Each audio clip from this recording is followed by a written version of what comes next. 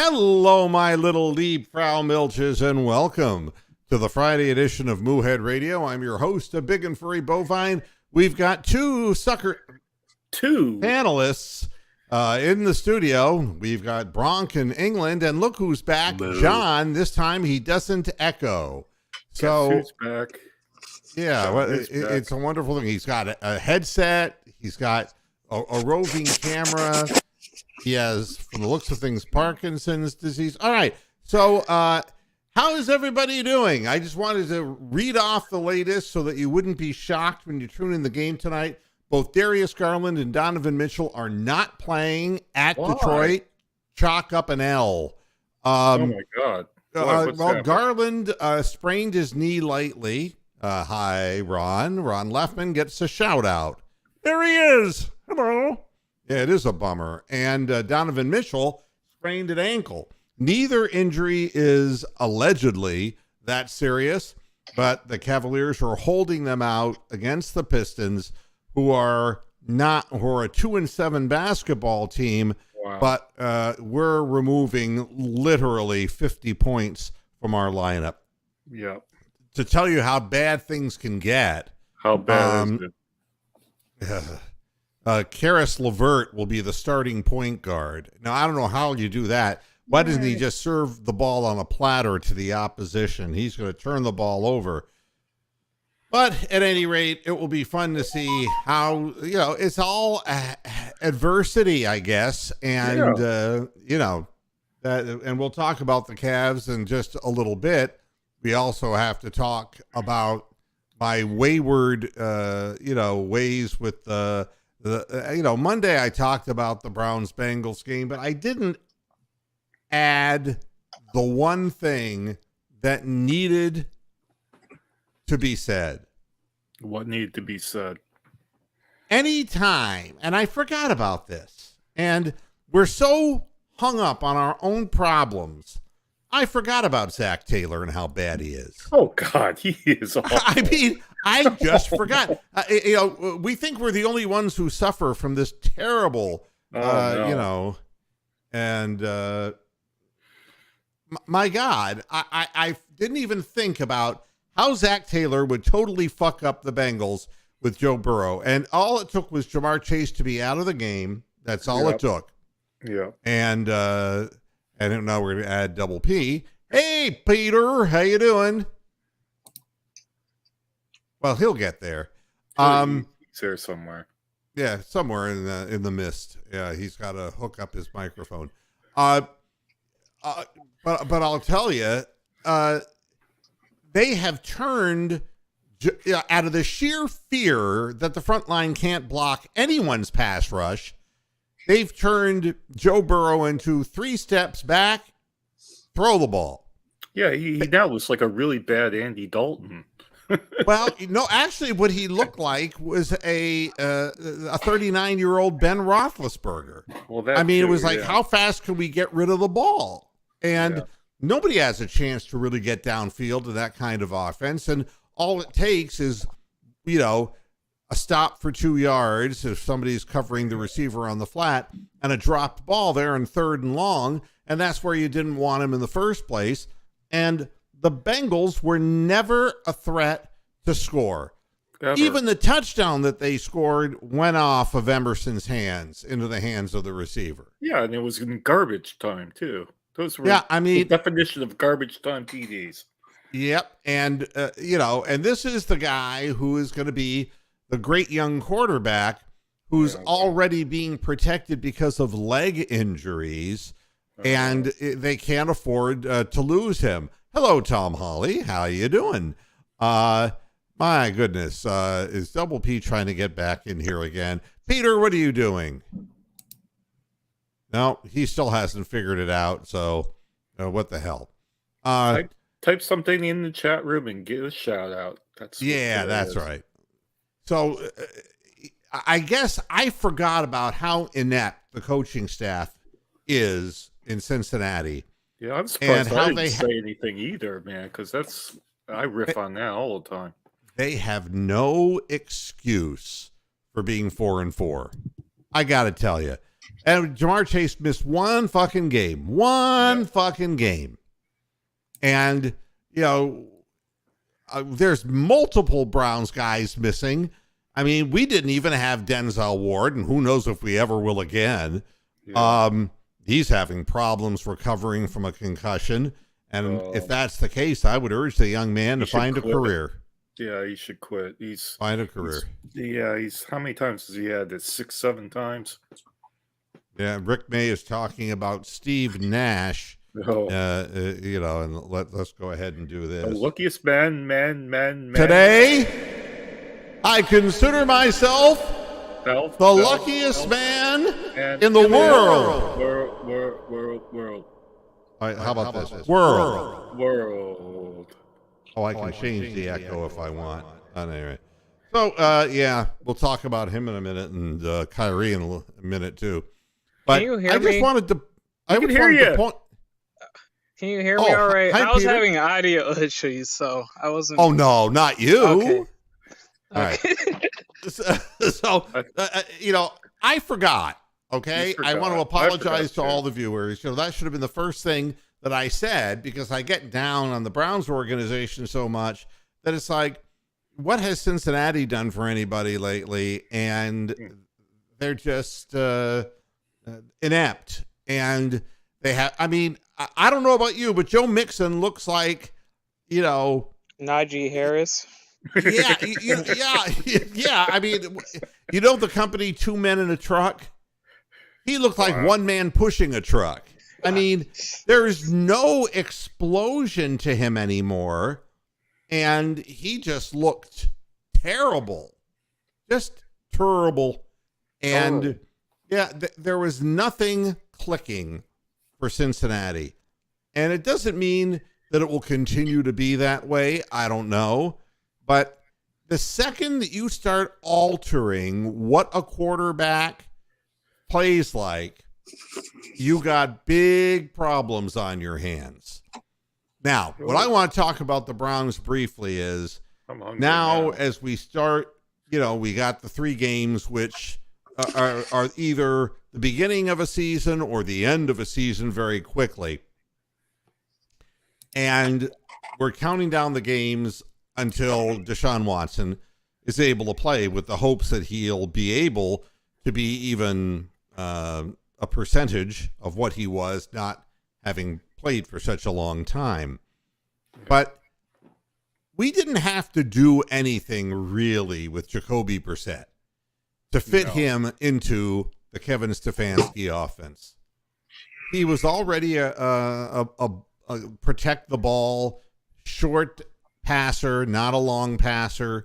He was already a guy who had physical strength, could move the chains, didn't put a lot of 7s up on the board, got you field position, used up clock, kept games close. We knew what we were getting, and we got that, which is great. But the offense is great for a guy like that. The question that I am waiting for is Kevin Stefanski's offense. What's it going to look like with Deshaun Watson at the helm? What's it going to look like? I mean, are we going to just turn him into Kirk Cousins? I mean, let's be honest about this. The Kevin Stefanski offense that's going to keep him his job in Cleveland is really nothing more than damage control.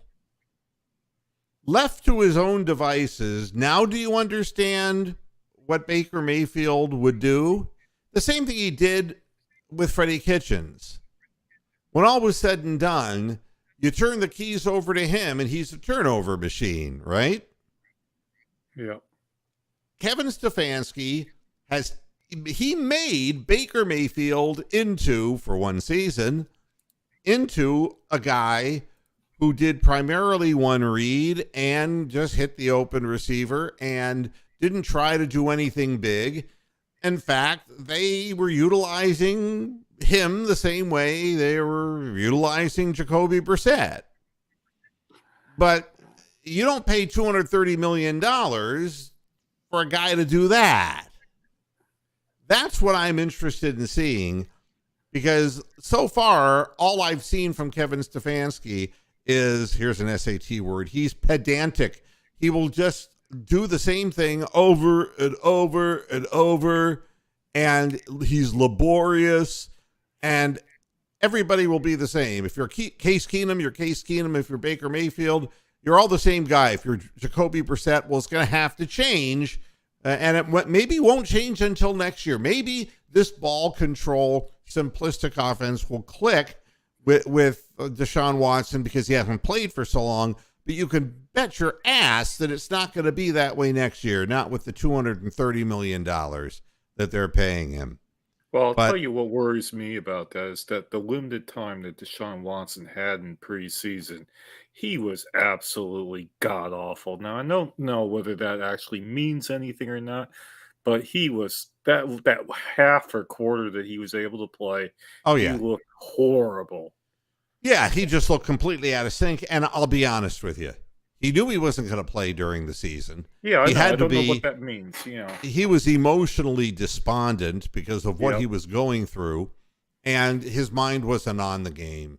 I can guarantee you that. This will be different, but his timing, his timing could be affected. That's the real possibility of it. He has to know when to whip it out. No, we're not going. No. I just went there. You just went there. Well, no. I tell you what, the weird thing about statistics is that Jacoby Brissett actually had a 133 quarterback rating. Yeah, he played as well as a human being could play. On Monday. Thanks to our friend Zach Taylor. Yeah. I mean, it's unbelievable. You could watch the goddamn Ravens blitzing our quarterback. Yeah. And Zach Taylor can look at it and say, I think we just better just lay off them. We just better look out for coverage and just go soft downfield. I mean, it's unbelievable. The Bengals look like they were tanking that game. They absolutely look like the wrong game plan, just completely messed up. So I have a question for you, Moo. Who do you think there's a bigger coaching mismatch? Stefanski and Belichick, or Stefanski and Zach Taylor? Well, I'll tell you, the results are all the same. It's the offer. Yeah. I mean, Burrow is on a big offer, and it was so funny that the some of the fans said, I don't know why we got rid of Baker because Burrow can't beat him. Like they were in a street fight together. It's like Baker kicked the shit out of him. He pulled a switchblade and cut him open. There's something, mighty strange going on here. Yeah. But no, it's and when the Browns see Bill Belichick, it's the Lord, praise the Lord, and instead of just saying we're going to run the ball at Belichick, I don't mean at his team. I mean at Belichick and cripple him, okay? We're just going to go right down his throat. Yeah. Or if not the team, then Ron Jeremy, whatever it takes, down his throat. Wow. And just physically man up.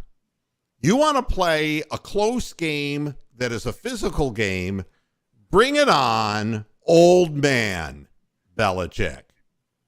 You don't got shit for players. I'm willing to take that chance. But no, we come out running triple reverses and saying, oh, praise be the God, we lick your boots. And we get wiped out every time, 40-16, whatever the last one was, 37, whatever the fuck it was.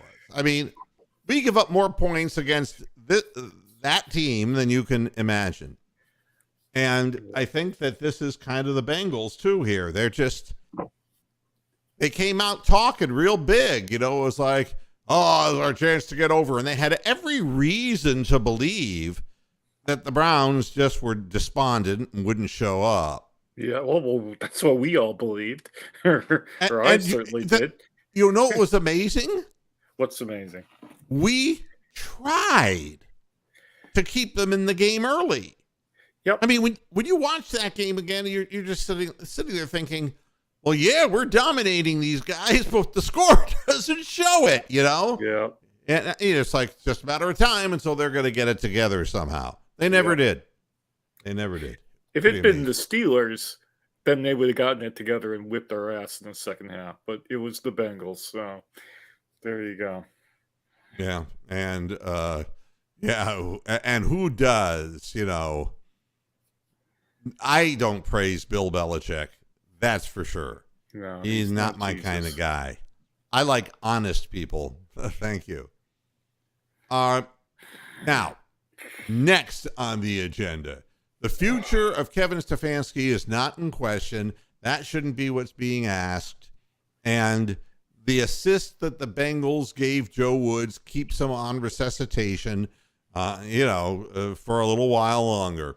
But he ain't going to make the cut. That I can tell you. Prefer might be sooner as opposed to later. I don't know what special teams is doing. And, it's funny. I loved reading. It's like, so what's the good news, here in the bye week? Well, Ford, the rookie, Jerome Ford's going to be back. And it's like, what difference does it make if the guy's returning a kick is Ford, Buick, Chrysler? What difference does it make? I want a fucking Maserati back there. How many times do I have to say that? I mean, just because we don't have any fast wide receivers, I don't want some lumbering guy trying to bring kickoffs back. Make it stop. I'm just waiting for Harrison. I'm just waiting for Harrison Bryant to be out there returning kicks. That'll be the next person they'll try. By the way, if you're not Monday. What? Yeah. I was saying, 0 catches Monday. By the way. Yep. Yeah. But hey, the way I look at it is our two receivers had a good game. Amari Cooper had a good game, and Donovan Peoples-Jones had a good game, and that was kind of important. For those keeping score, Nick Chubb has 841 yards in 8 games. Wow. And they're not even really fully using him. That's crazy, man. Yeah, but I mean, this is a little less than halfway through the season, I guess. Over 100 yards a game. This is nothing new. And he had a lousy game by his standards, only 4.4 yards per carry. But still, they gave him the ball 21 times in the last 3 quarters of the game. We dominated the beginning of the game, couldn't put points to the board until we got our running game going. And it's like, I don't know how many times we have to hit somebody in the head to get them to understand that. But I got the game book open, and a weirder stat than even Brissett's 133 rating? I'll give you the weirdest stat of all. The Browns had 44 rushing plays. The Bengals had 45 total plays. Yeah, they couldn't move the chains. I mean, 45 total plays. No wonder our defense looked fresh. They hardly had to play a game. Now here, Redu, I got to tell you something bad. Yeah, tell him the bad. Donovan Mitchell's not playing, and neither is Darius Garland. They're both hurt. So if you're looking forward to Karis LeVert as the point guard.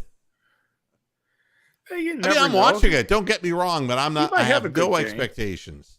None. Every game the Cavs have won, I have watched, and every game they've lost, I didn't watch. So I didn't watch the first game, but I've watched all the 6 wins. So I have to watch this game just because it could be me watching it that's making them win all the time. You never know. And Rick May wins the battle of words. Dodge. Yes, that would be the name. Gomer Dodge. Yeah, I just found out literally before the show started up, Radu. But still, support the team by all means. It's just going to be... Let them know. We're giving up 50 points right off the bat. I don't see how we go into Detroit. And I don't care what Detroit is. Detroit still has Cade Cunningham. They still got some players. Sadiq Bey, if he's hitting from the outside. They still have some players. And they did beat Golden State once. So, John's gone.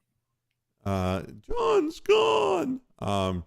Who they So, just lost to 316. our friends Orlando Magic.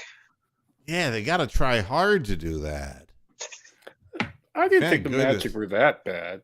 I mean, but Yeah, maybe they and are. now I want to talk about something special in my heart, Oh, good. and that's Kyrie Irving, because we all love Kyrie Kyrie. made a shot, was very popular in Cleveland because of the 3-point shot he made that helped us. They were the points that gave us the lead at the very tail end of the game against the Warriors all those years ago. 6 years ago.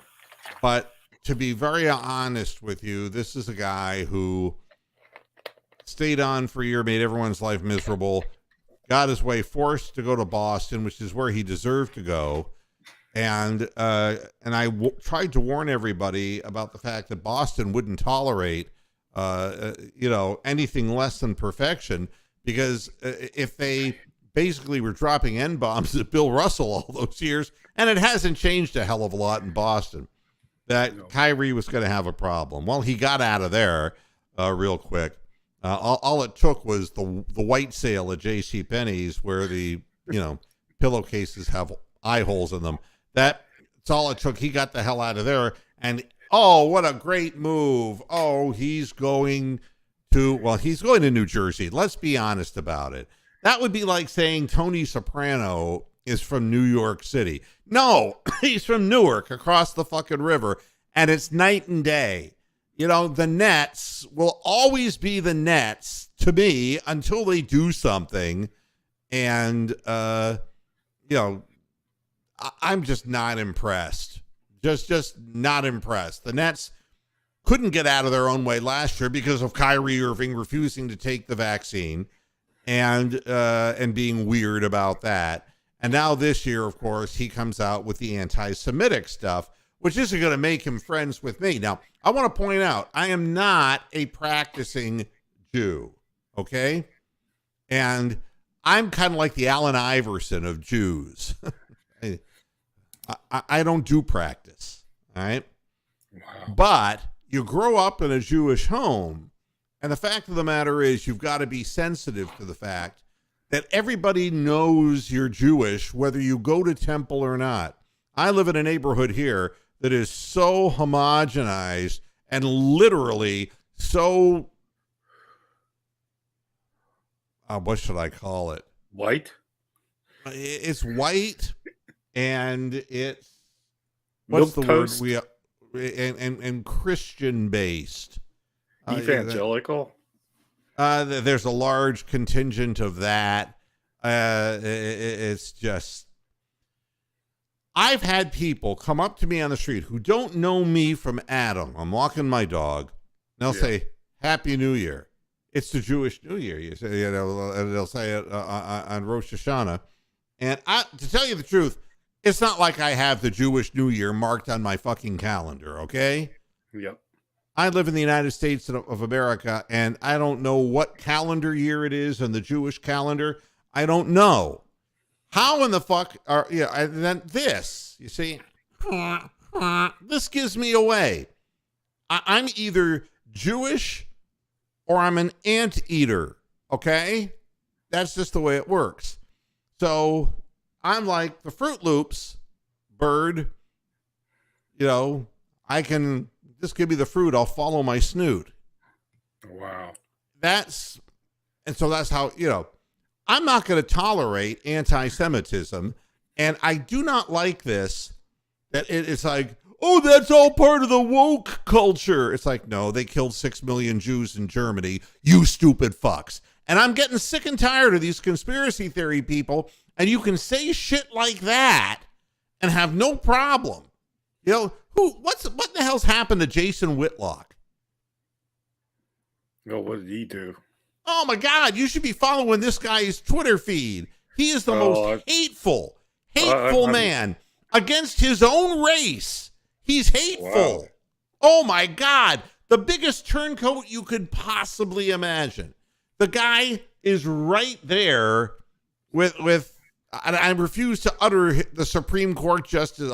Clarence Thomas. I mean, wow. The one with the crazy wife. Oh my God. So, I say, yes, everybody's entitled to an opinion, right? The problem is when you express an opinion that has a historical, that would be like if your opinion is, I think Kyrie should be a slave. He shouldn't even be playing basketball.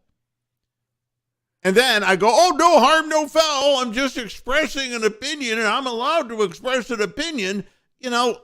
There's such a thing as just being a human being and being decent. And for the life of me, that's eluded Kyrie all of his life. Got a crazy father, and thinks the world's flat and all whatever shit he thinks. Just awful. And the Nets had to do something. And they kowtowed to him last year. Like they were, it's like, oh, you don't want to take that vaccine, and go ahead and take all your money and take all your, we traded for you, and fuck us over, Kyrie. Just bend us over. And so what do? They say to Kyrie, look, we're in a bind here with you. You got to go out and apologize. And Kyrie refuses to. He goes out, meets a second time with the press, and refuses to apologize. So finally, the guy who is, Ming Tsai or whatever his name is, the guy who is the owner of the Nets. Ming Tsai was a guy who was on a cooking show on the Food Channel, but the guy's last name is just Joe Tsai. He comes out and he's like, got to defend himself because he's not in Jersey anymore. You see, if you were in Jersey, you'd be getting a lot of red sauce, a lot of pasta, and a lot of Jew hater Italians. Okay, to be very open and honest about it, that's what you have. But he's not. He's in New York. And it might as well be the Mecca of Jews. You want to talk about Brooklyn. The wrong city to do that in. Yeah, Brooklyn historically has a massive Jewish community. Look at Funny Girl. My grandparents live there. Yeah, why? What kind of career suicide is this? It would be like if I went to San Francisco and, was doing a live broadcast and went, whoa, and started that shit. They would just carry me out. They would hit me in the back of the head. Then they would carry me out. I don't understand why, of all the things you would attack, why the Jews? Why does this keep coming up? Why is it? Yeah. So and then they say to him, okay, now you gotta go out there and apologize because we're suspending you for 5 games. And you know what? The thing that's amazing to me is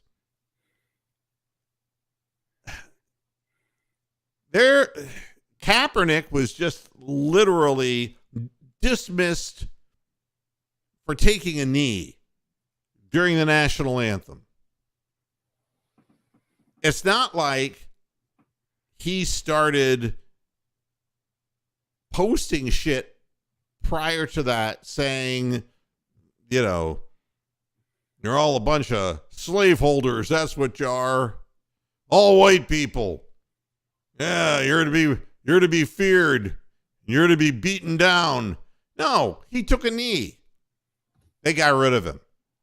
And now 5 games and Kyrie went, because it's like, go ahead, try me, because this time, if you don't go out and apologize, you're gone. Wow. Now, I'll tell you something. I would get rid of him just as fast as I could get rid of him. And, he's suspended for 5 games. Yes. And I see John is coming back here. Hi, John. He should be playing in China, he people have been blackballed in their league for less, is what you're saying, basically.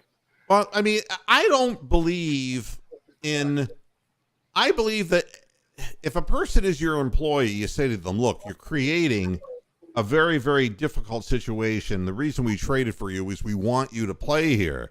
But you're making this very, very difficult for us because a lot of our fan base and people in the media who cover the team are either of the Jewish faith or know people or are friends and tight with, the Jewish community.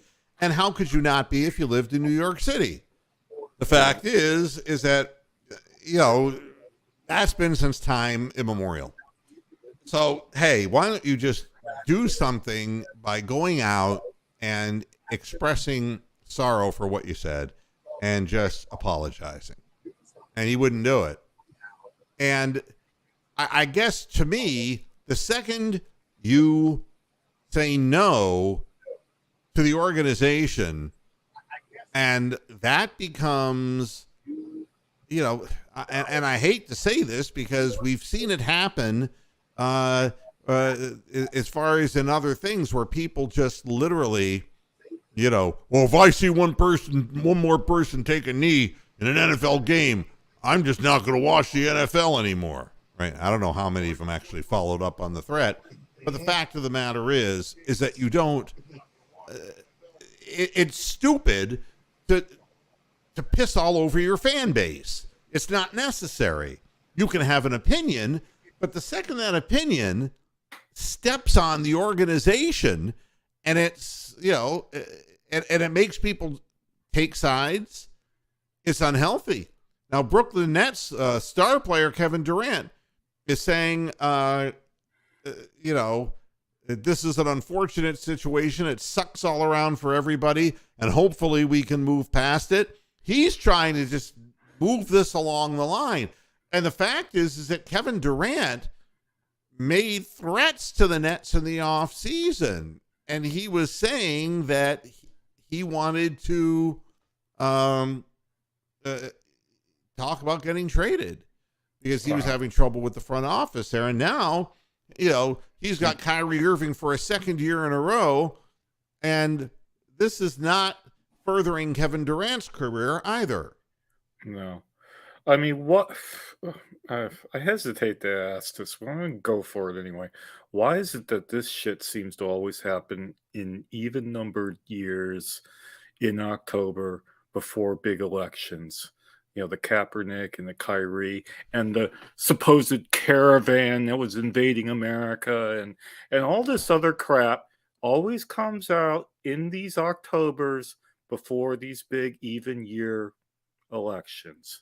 Well, I'd like to tell you that Kyrie's not keyed into anything. He's got 6 loose screws in his head. Yeah, he's got mental health problems for sure. And, I guess in the end, it's pathetic that the team has the right to just get rid of him because they asked him politely to do something and he said no. And now when they threaten him for 5 games, then all of a sudden it's like, oh, they're getting serious. It's like a kid who will push his parents too far and realizes he precipitated and went too far. And, so if they think that Kyrie is going to come back a better man and is going to try harder for the organization, guess again. I just laugh at that idea. That's hilarious. The thing that's funny is, there are other teams, and I'm sure the league would love to move him somewhere that'll get a serious look in a big market because the Nets have been nothing but a letdown. You want to talk about letdowns? Who would take him now? At this point, I don't know. It's damaged goods. Lakers. Yeah. But I'll tell you, LeBron has had it with him. Yeah, LeBron wouldn't. LeBron and he were talking before he ended up, going to the Nets and all that. But LeBron just severed it off because he's poison.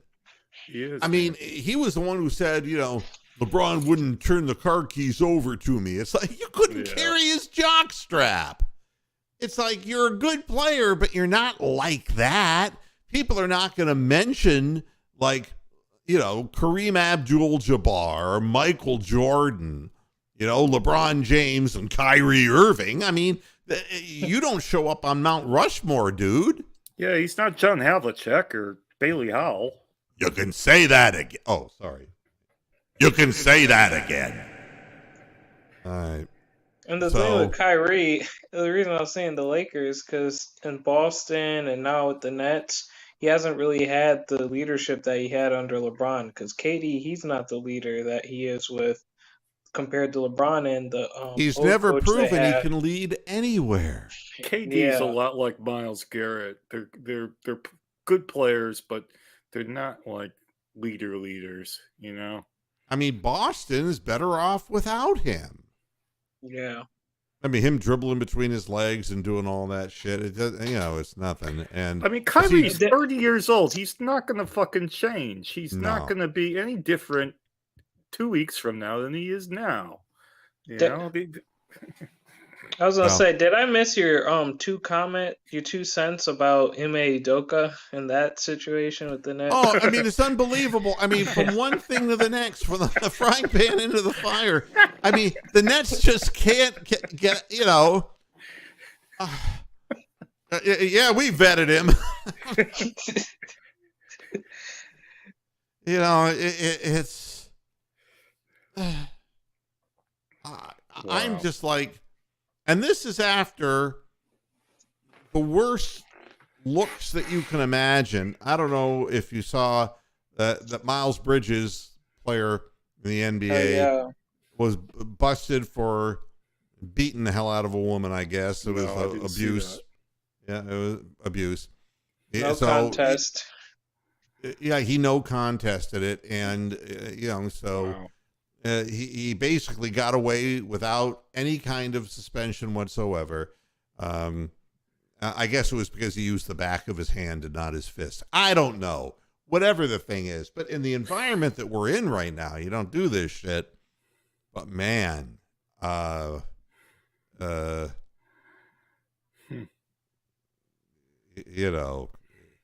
It's just depressing, isn't it? It's just, there's a lot of places right now in the NBA, the teams that, somebody wrote into the chat room that the Warriors are 3-6, and that's true.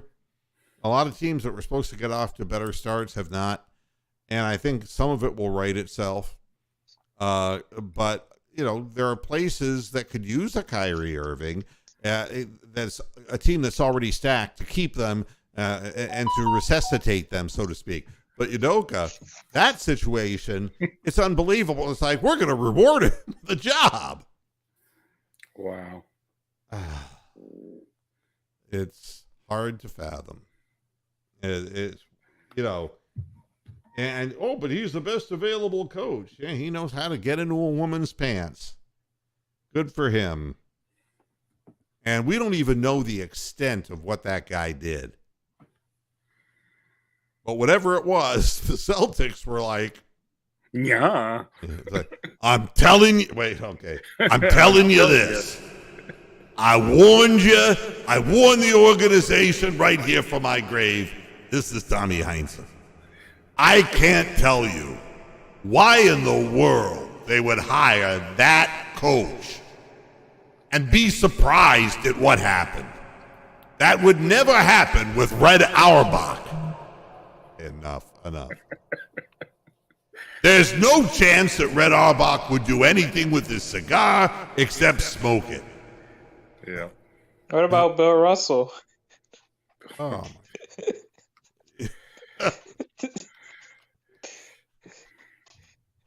I can't even say that. Everybody's dead.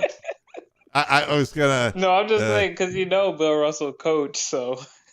Well, yeah, I was gonna come up with the quote from Roy Campanella. Do you remember that quote that came? I forget what baseball team it was, and a black manager, and when they asked him, he said, "Well, they just don't have the necessities." Unbelievable. Yeah. That umpire, you mean? Oh, yeah. Yeah, okay. They don't have the necessities. It was, unbelievable. John's got things going on, apparently. Oh yeah, Don't he's we a all? stud, man. He's him and Udoka.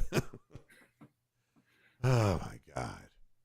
So, and the Warriors are now saying it's time to try something different. They got the best starting five, and then below that, they got nothing. And they're already like gazillion dollars for this, you know? And they've got to try something different and shuffle their lineup or get more help, which, you know, please, they're holding their hand out to the league. So there are lots of places that Kyrie Irving could land. But I just want to say that any love or loving memories that I have had about Kyrie Irving are all dead to me now. And all I care about is for him to just keep accelerating downhill and for his fucking career to go nowhere with no accolades whatsoever. Because, you know, you can feel any number of ways. And to be honest, there are things that I feel that are like, I shake my head at. It's just, you know, it's just ignorance. And C.O. Dead is asking, would there be same repercussions if it was an Islamophobic remark? And the answer is, I went to school with Lebanese kids, and I'm an American, and to be very honest with you, the whole thing between Israel and the Arab nations was not my fight. All right. I understand if you're there, it's very different. And I understand that there was a lot of Islamophobic hate during the Bush administration. I get that. I understand it. But the Jews never attacked. The Jews didn't drop bombs. They didn't explode people at bus stops. They didn't have a Palestinian Liberation Organization. Although I will say this, that when Netanyahu got in office, they became damn near as bad as fucking Arafat and the PLO were in a previous generation. So I don't stand up for the right wing of Israel by any stretch of the imagination. But I guess it just bothers the hell out of me that, you know, it's one thing to sit there and say, well, I don't see the world that way. I'm not going to insult every person who is of the Islamic faith. And I remember when the story that Yusuf Islam, Cat Stevens, told about when he was coming through an airport and he was pulled aside and they wouldn't let him board his plane because they wanted to rummage through his body to make sure he wasn't carrying a bomb. And he told them, you don't understand. And they said, we understand. We're just looking, you know? And he's like, I'm Cat Stevens. And they're like, yeah, right. You're Cat Stevens. And he goes, please. He goes, can I show you that I'm Cat Stevens? And he proceeds to start singing his songs. And they're like, uh-oh. You know, you can't put it all into one package. And if you feel that way, shut the fuck up. I mean, it's not like you're going to make things better or change the world. This Jew baiting stuff, which, you know, and it existed long before Hitler. It's like you just want to keep, and the thing that's so incredibly insensitive about it is he belongs to a race of people who have been vilified, even though they were in bondage and were beaten. They were brought in from, you want to talk about bringing in outside help. I mean, Jesus Christ. Who founded the NAACP? The Jews did. Look it up. God almighty. It just makes me shake my big cow head. Honest to God. No, in other news, the Astros, one of the batters, did you see that they got caught using an illegal bat? No, they Albert Belled it. What was wrong with it? I guess game one of their batters, I guess they were given an illegal bat and they used it in the game. That would surprise me. I mean, you know, they can't use wires. So the other thing about and I haven't even been watching the World Series. I don't care. Neither do I. But you know, the big headline: Chas McCormick's ninth inning catch saves the Astros. There's 20 center fielders who make that catch. This is not Willie Mays over his shoulder running away from home plate, robbing the guy of God knows what, who'd still be running today. No, this is the same catch that I've seen routinely made. I mean, he got a little bit off the ground. He put his glove against the wall. He caught the ball. He timed his jump. That's what he's paid to do. Yeah. And then, of course, he crumples to the ground with his arm up, like Rocky laying on the ground. Oh, yeah. And it's suddenly the greatest play. They got to do something to baseball because it's boring. Oh, it's boring, and nobody cares about the World Series except Philadelphia and Houston people. Oh, the amazing thing is the guards have 4 Gold Glovers. Did you see that? Yeah, you know, the thing about Shane Bieber, though. Yeah, I mean, how do you get to be a Gold Glover and play one day a week? Yeah, it's weird. Know, it's I don't know. That catch is, you know, he felt the dirt on the warning track. He jumped and he caught the ball. I mean, Grady Sizemore used to do that all the time and then get injured for 6 months after he slammed his head against a wall or something. No, or his knee up. If somebody is making a great play, it's Kenny Lofton when he jumped over the fence with his glove, and his glove reached over the fence, you know, and he pulled the ball, snatched it back in. You know, those are the great plays, and there have been a lot of them. The best play I saw this past year was the diving catch by Stephen Kwan in left field. That was when he was fully extended and was a remarkable catch. This was just, this is what he gets paid to do. Catch. Yeah, just a catch. One other thing. People just shooting their mouths off. When does anybody remember West Virginia University the really being a basketball power? Jerry West. Jerry West. Yeah. Hot Rod Hundley. I guess they did make the Final Four. I think it was 2008. But did anybody, cry at the end of Old Yeller? All right, just raise your hands at home. Does anybody... Bill Murray. Is there anybody who didn't know that Bob Huggins is still alive? Wow. I mean, I haven't heard the name Bob Huggins in such a long time. And I'm from the part of Ohio where, he was from mid-Ohio. The Huggins family was like, they were basketball, high school basketball. Bob Huggins was at the University of Cincinnati, and you remember how it went. He's at West Virginia still. But he is not convinced that Gonzaga, little school and little train that could in Spokane, Washington, who's been a college powerhouse in recent years, would sustain its success if they choose to move to the Big 12, one of the premier leagues in men's college basketball. But, I want to say something about this. First of all, leave Gonzaga alone.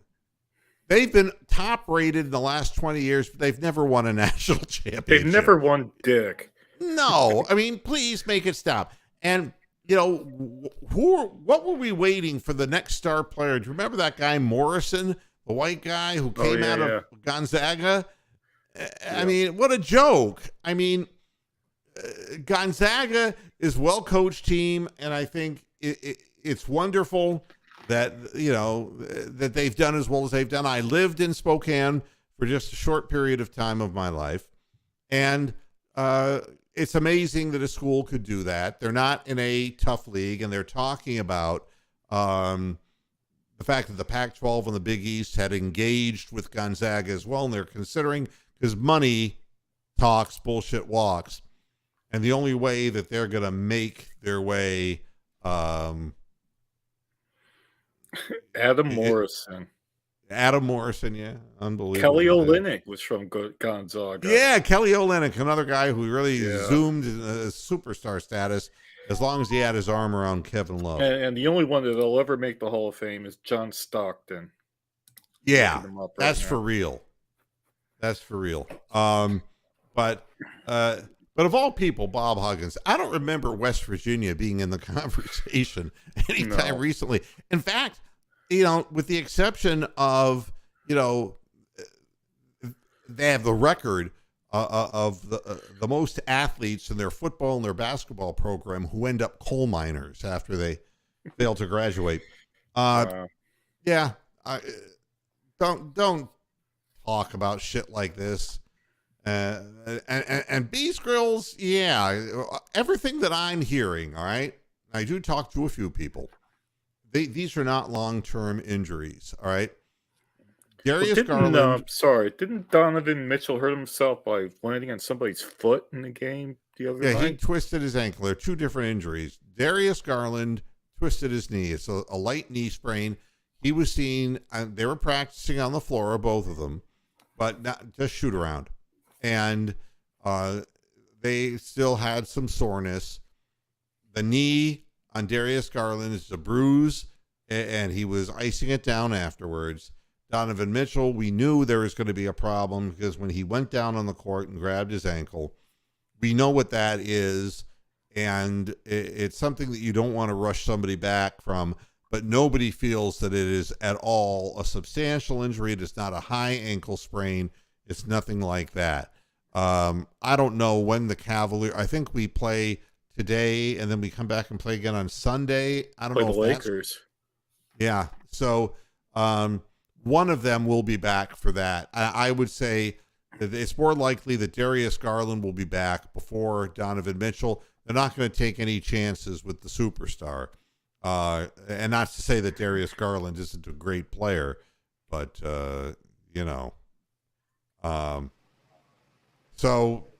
I don't know. It's going to be an interesting game with Karis LeVert trying to hold down the point. But, yeah, I just thought it was incredible to be ripping on Gonzaga when you're Bob Huggins. I mean, please. That's just one of the dumbest things I've ever heard of. I don't know if you had something else planned, but I saw something on Twitter that I was going to ask you your opinion about. So since 1999, do you think Jacoby Brissett's been a top 5 starting quarterback for us? Oh, well, I mean, geez. Well, I mean, so I was thinking about it, and I'm like, Wally?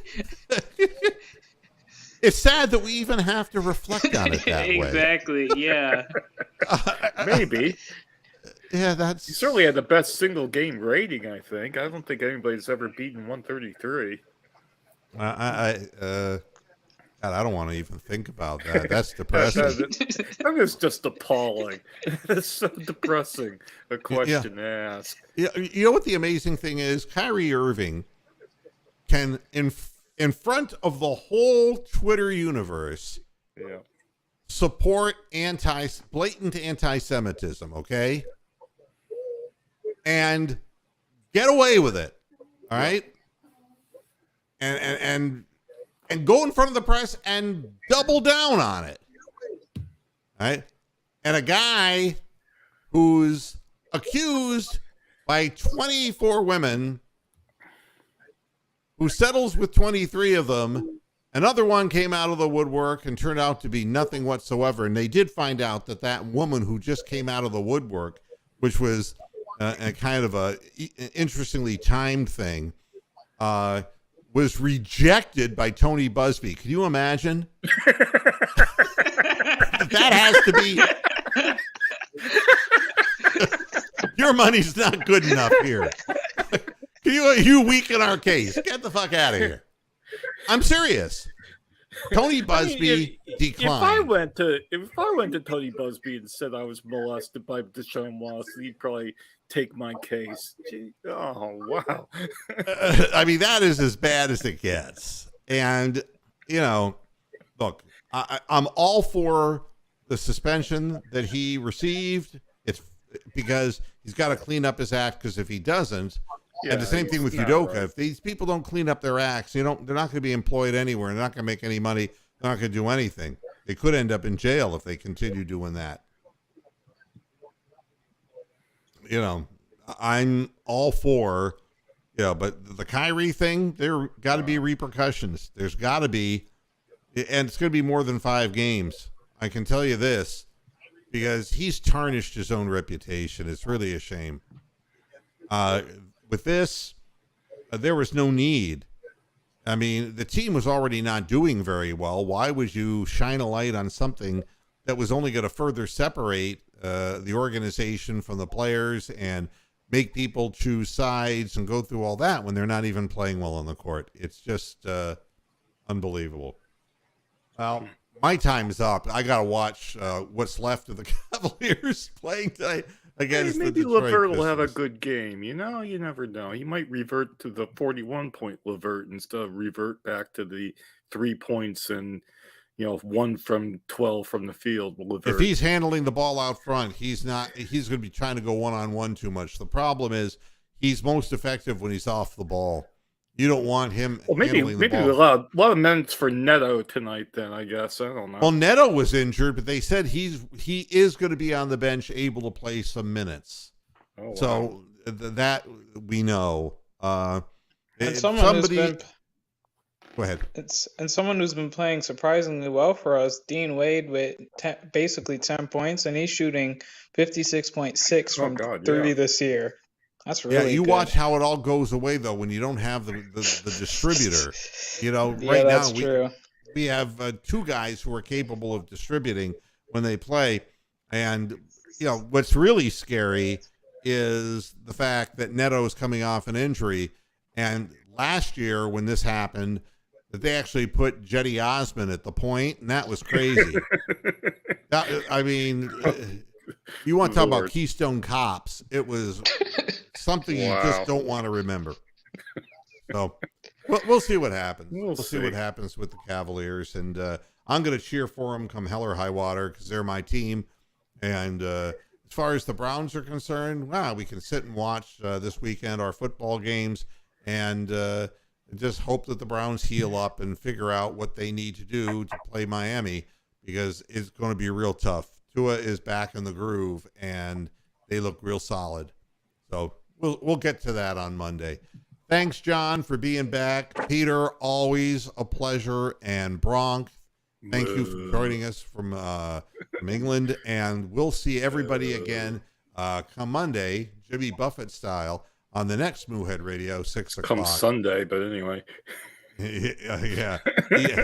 I think. Eastern Standard Time, Could be come 6 Monday. o'clock Monday. Thanks, everybody, for tuning in. Until next time. Hasta la vista, Pastor Heads. Good night. Boo.